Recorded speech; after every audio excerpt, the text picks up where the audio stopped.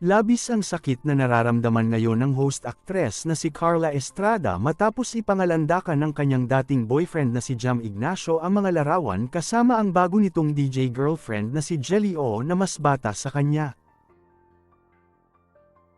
Sa kanyang Instagram story ngayong Martes, October 1, 2024, nagbahagi si Jam ng mga sweet na larawan nila ni Jelly.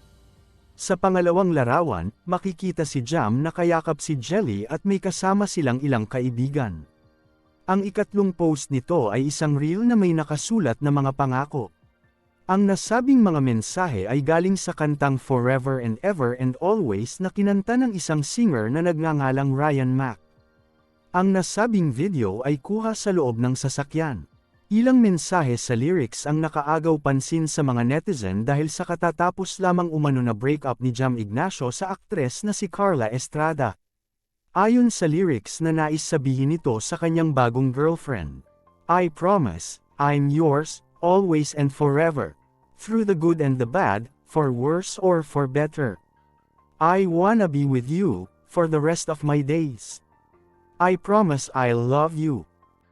Nito lamang nakaraang July 2024, napansin ng netizens na nag-unfollow na sa isa't isa sa Instagram ang magkasintahang sina Jam Ignacio at Carla Estrada.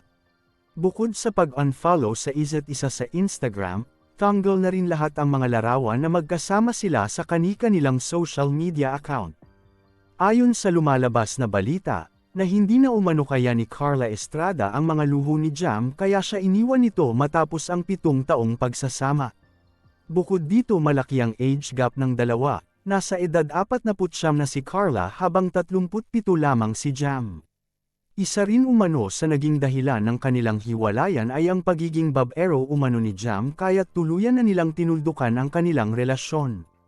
Kasunod ng pag-unfollow sa isa't isa, ang tila pag-flex ni Jam sa kanyang followers ng bagong karelasyon. Noong August 16, 2024, nag-post si Jam ng mga sweet na larawan gamit ang isang grid maker app.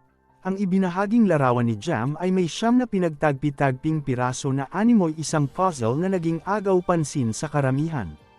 Wala itong naging caption sa unti-unti nitong pagpapakilala ng kanyang bagong non-showbiz girlfriend na si Jelly. Hanggang ngayon ay hindi pa rin nagsasalita at wala pang opisyal na pahayag sina Jam at Carla tungkol sa kanilang hiwalayan. Ang pinakahuling post ni Carla tungkol sa kanyang dating boyfriend ay noon pang March 23, 2023. Matatandaang sa isang panayam kay Jam Ignacio noong November 2020, sinabi nito na nakikita niya ang sarili na kasama si Carla habang buhay. Ano ang masasabi niyo sa usapin na ito? Ibahagi lang ang inyong opinyon sa ibaba.